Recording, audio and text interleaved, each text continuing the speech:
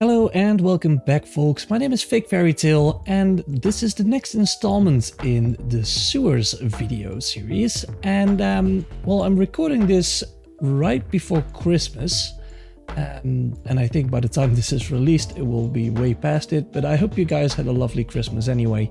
Best wishes to you, and Happy New Year's in case this video airs after New Year's, which I actually expect it will. Because I've been pre-recording some stuff, just make sure that I can do my thing in my own rhythm, make sure that I can record some things up front, that if I have a very busy week or two, that I'm still able to upload a video to YouTube and help see this video through to the end. Now, I did a quick overview of what we already have here, and I noticed a minor boo-boo that I made over here, because this isn't supposed to be water. It is supposed to be dried up because of the barricades on the left and right of the rubble. So let's quickly see if we can maybe either change this. It's a really big one. That's too bad. Then we'll just select it. We're gonna delete this and we'll redo the water here to make sure that everything is according to the original plan. Let's see, we had a water texture here. Actually, I think I can just edit this one. Edit points. Zoom out a little bit. Move that all the way down here. And we'll be moving this back behind this texture, so you won't notice it's cutting through corners. I think this one should go all the way up here. Make sure that we cover everything that we need to. Set this over here, and then we make an indentation again once more on this side. And we'll make one over here. And then I'll take the water texture, set it to the back, and there we go. It's all nicely within the trim. Can do the same thing on this side, but we're going to need the texture for that anyway. And I believe this was the one that we had last time. It's actually quite hard to remember what you did last time because, well, for me, in between videos, there are, on this case, several days. So in case I say things twice, mention things twice, I apologize. Trying to make this as smooth as possible. However, I'm also not running a script or anything. I just like to do these things at the top of my head. And make sure that well, we just talk through everything that we're doing on screen. And well, recording videos on script can be nice, but this feels more natural. It does give a lot of edit work though at the end. Alright, we're gonna copy the hex code here, enter that on this side, and there we go. Marvelous. Let's see. The first thing I want to do now is I'm gonna set up the doors over here. We'll take something quite rusty. Let's not make that plural, so that we have the secret doors installed everywhere. These are all doors add-ons. I think it would be cool to add a hatch somewhere as well. Maybe make a second layer that you have some kind of basement underneath here that you can use. Make it a multi-layered map. These are probably great for this. So we'll turn off the shadow, and I think I'll make it a teeny tiny bit smaller, like so. That'll look better. I'll move all the way down because we have another hallway over here, and I want to take another door to make sure that it's not too repetitive. I'll place it on this side. I'll take another door over here. Awesome. And I think that's it for secret doorways, right? Yeah, we have it all. Then with that out of the way, I think I'm going to design the indentation I mentioned 2 videos ago, or the extra area, to fill this up a little bit, and we're gonna go and make one over here as well. And the idea I mentioned, in case you may have forgotten or not binge watching this straight after one another, we're gonna create some kind of space where a lot of water flows in, so that we can make use of those metal piping assets and make a few like streams, waterfalls coming in. I think that'll look cool, because then we can use more of the new water assets by Forgotten Adventures as well, which I really like.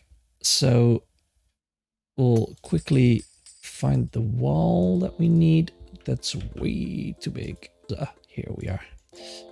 Snap the grid, and let's see, where can we put it? I think I want to make it quite large, but I don't want to make it on the exact same spot as this one. I want to kind of break symmetry. So I think, because sewers and symmetry don't really make a lot of sense to me, especially in the medieval ages. They were probably just like a big labyrinth. So we'll build up a wall over here. Let's see if it's oriented the right way. It seems to be. And then we'll move it to the side over here, I think. Yeah, we'll go to one step away from the edge. I think this will be just fine. Yeah. There we go. Looks cool.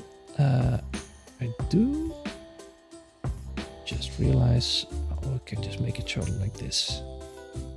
Keep things easy for ourselves, then remove the edit points. We'll wrap this up all the way to the top. And I don't want to make this open entirely, so let's add, we'll expand upon this wall somewhat, so that you can move around here.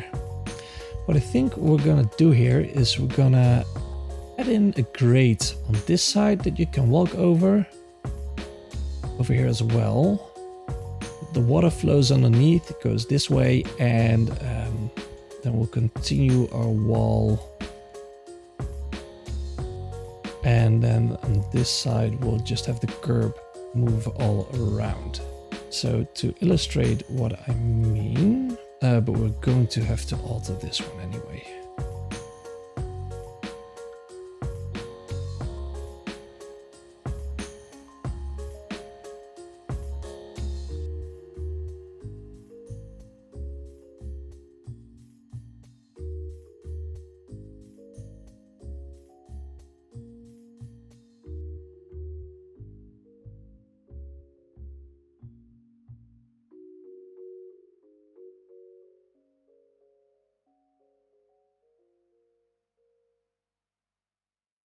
All right, and here we are again. I quickly set up everything else as well, like the water, and fix the curbs up, because I think it's much easier to just do it in fast forward, and I think by now it's kind of clear how it works. Now, let's see, we have some grates that we can use.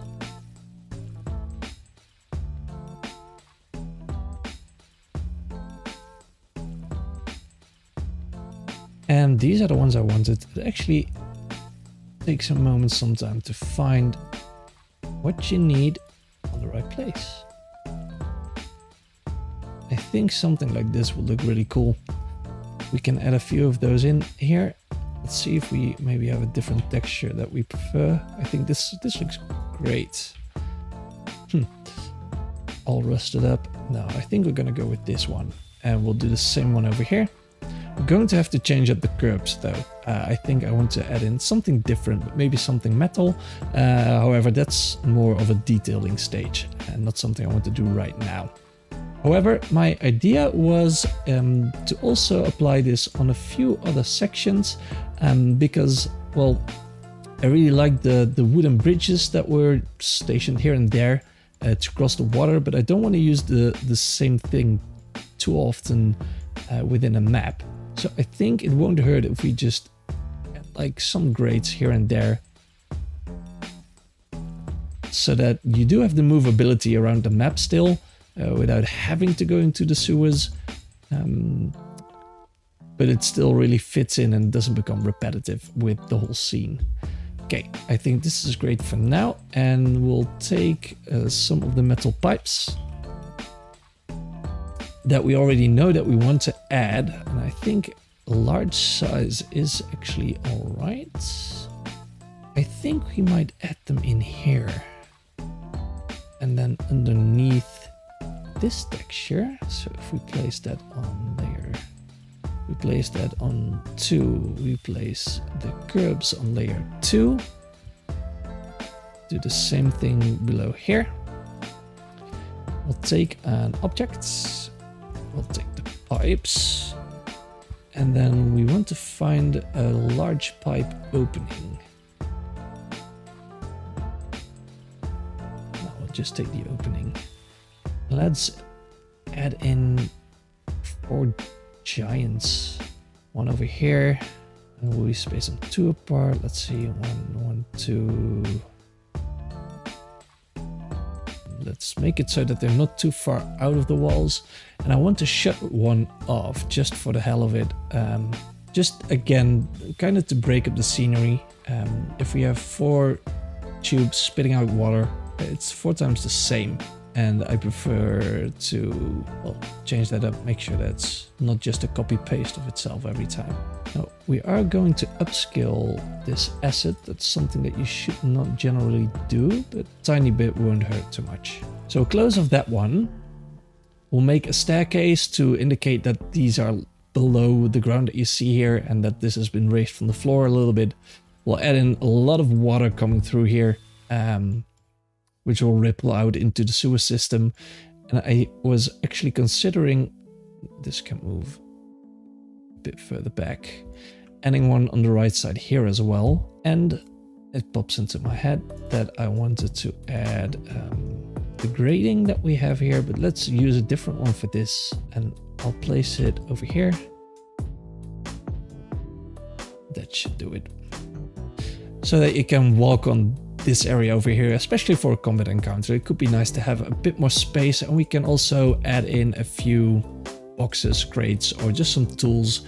Maybe some kind of steam machine. I have no clue, but there are a few awesome assets that you can, from which you can like Frankenstein your own steam machines, or just maybe a general control room, something that can fit in with the scene. And in order to not forget that we have to do something over here with all the rubble, I'll already grab a bunch of rubble. I believe that you have precompiled sets that have a mixture of everything in there. Yeah, I like it like so. I do think that I want to have this section of curb go over it. Don't think that'll be much of an issue if we do it like so. And then we'll just move you ever so slightly down so that you don't see the edge over there. And this again will create some depth, because we'll add some shadows on top over here to make sure that it looks like it's underneath the curb somewhat. It will block the water. We'll add in some water effects that these sections of wood are floating. And on this side it's above. So that's another bit of depth that we can add there. And we'll do it again, but this time rubble. But let's use a different kind of rubble pile.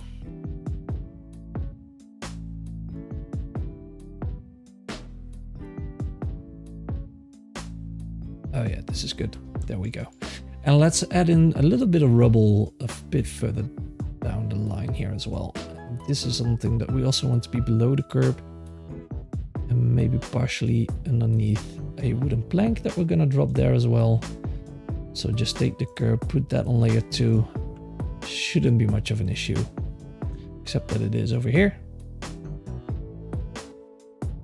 There we go, we have it. Yeah, we might need to revisit this and maybe redraw the line and have smaller sections overlap, but I think we can manage right now because we don't need that much of assets in this area. And having that on a higher layer shouldn't be much of an issue. Okay, so this gives us the chance to put down some kind of texture over here. I think I like the tiles that he has at the bottom here, Tooth. However, this looks a bit too clean to me, so I'll probably go with that tile that he has as well. But we're going to place some kind of dirt layer on top of it and just make that very translucent. So it's very see-through. So it gives a sense of, well, murky water.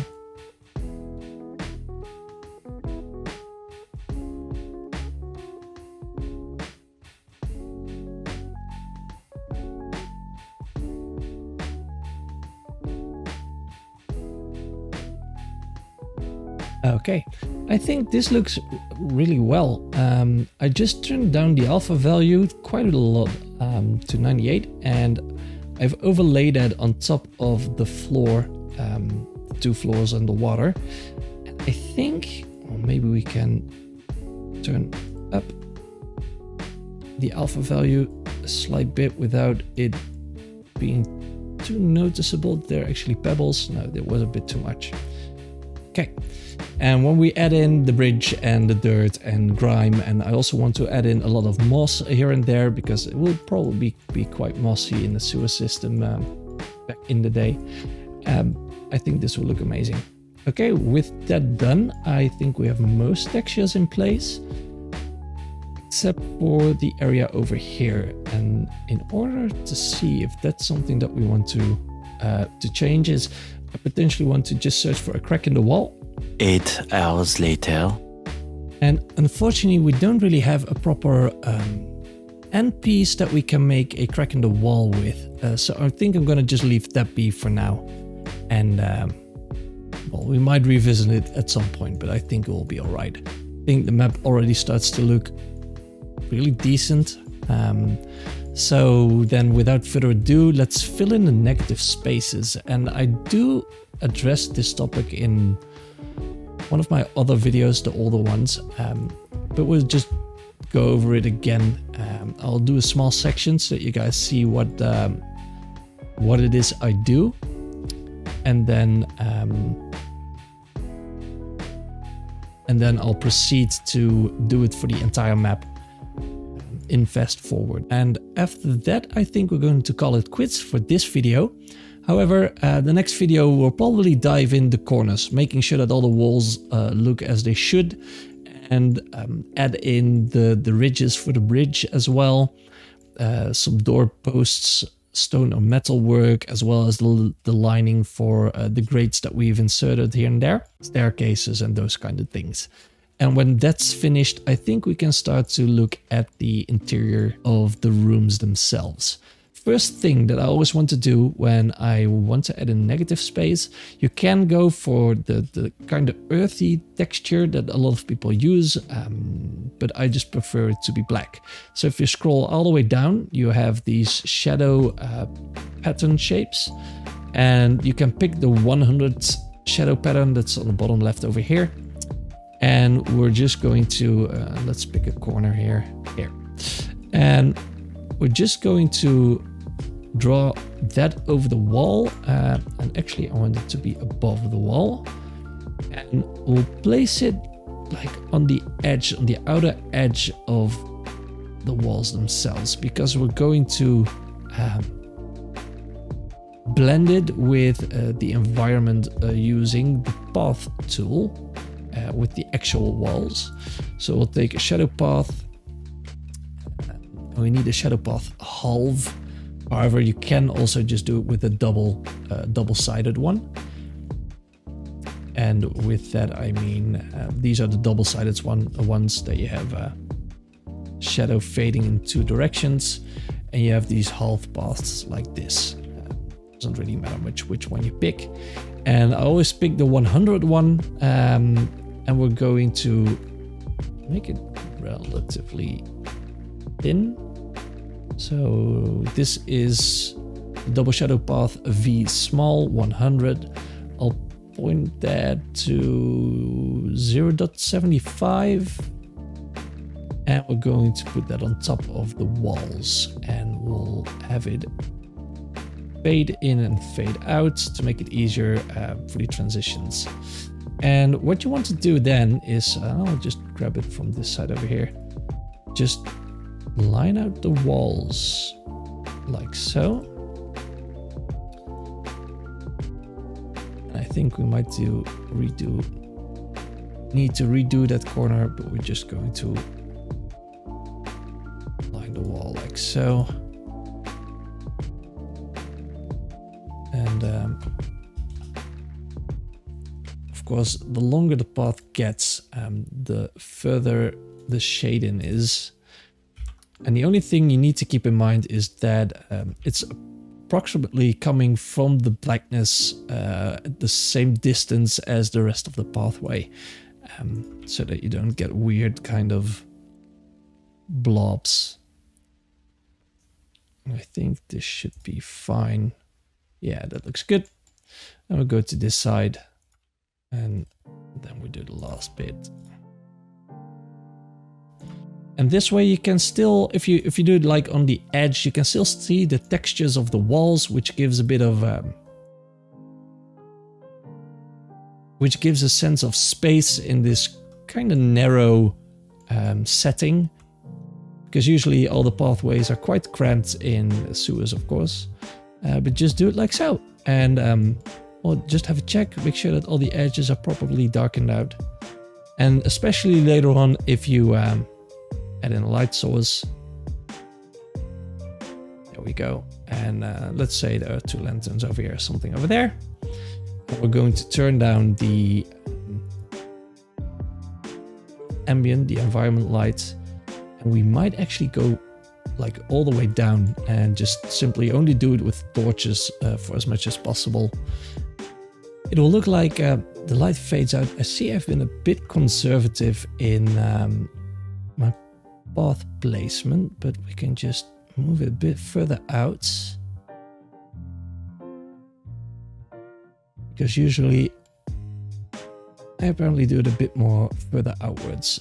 So we're just gonna fix this up by drawing an extra pathway along the edge and trying to remove that hard line that we have over here. You still see it on this side somewhat.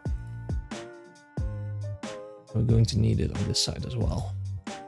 I'll just draw out that line, make sure that it's camouflaged so that you don't notice the light sources all too well. And it doesn't really matter if you have like tons of pathways overlapping each other over here, because in the end, when the map is exported, nobody's gonna notice at all. This is going to take away a little bit from the width, the sense of space from the tunnels, but oh well. And corners are always a bit tricky, so over here we do want to, and this is where double shadow paths are actually quite useful. I'll just bend it like so. Now we see that it's slightly too far out over here, but we can just grab a corner and drag that out. We'll find the corner over here as well. If we can grab it, yeah. And we'll just make it progressively fade inwards. And we just see if we can sneak away that corner over there. I think this will work. And there you go. That's how you can create this fade in. I'm going to repeat this process over the entire map, and I'll quickly get back to you with the end result, and we'll proceed onwards into the next video. So I'll be right back with you guys in just a little bit.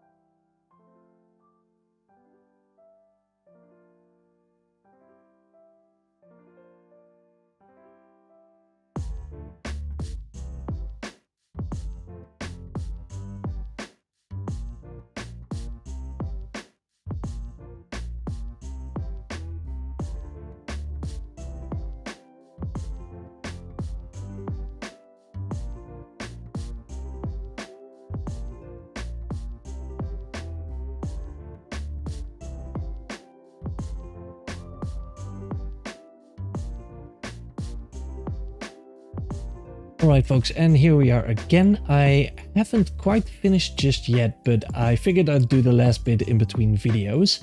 Now, I had a few quick tips that sprung to mind while I was doing this that might help you make this process a bit easier.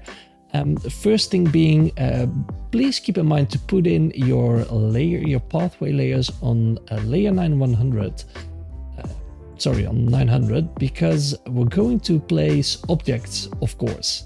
And if you place objects on layer 700, like I did with the pathways and the initial section, they're going to show underneath, like so. They're going to overlap actually. And that's not what we want. We want them to be underneath, of course, because otherwise we're going to have to do the whole thing again.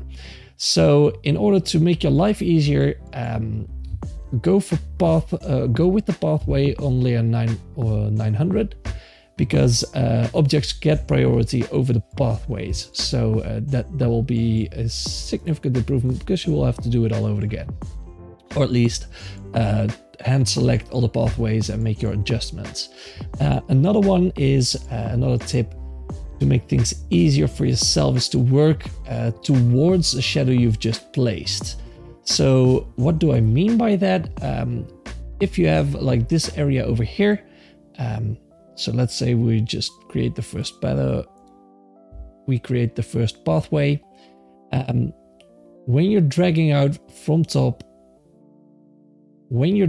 start from the top and work your way to the bottom. This way you won't have a problem with the extending fade. Like when you see here, the longer the path gets, how slower the fade in is. You won't have a problem with that as much, because you can control how far it fades into the black that you've already placed. And you can just draw a new line at the top over here that will fade in with the rest just nicely as well. If you do it the other way around, you might end up realizing that you've placed something right there. Now you're dragging another pathway, and if we just continue dragging this on quite far, you'll see that you again can see the lines here that you tried to cover up. So in order to stop yourself from doing double work, work from the outside into the shadows instead of from the shadows outwards. And last but not least, you want to place down your lighting, especially in areas like this. Just a bunch of bright lights, doesn't really matter where you position them, just to make sure that you can identify the shadow line that is cast by the wall itself, and that you can cover that up so that you have a smooth transition. And if you do that, everything should look very smooth in the end. Now, I think that's it for now, folks. I would like to thank you very much for watching. If there's any questions you might have with regards to the videos, please feel free to shoot them in the comments. Also, please hit the like, favorite and subscribe button to help my videos get out there, and I hope to see you again in the next video.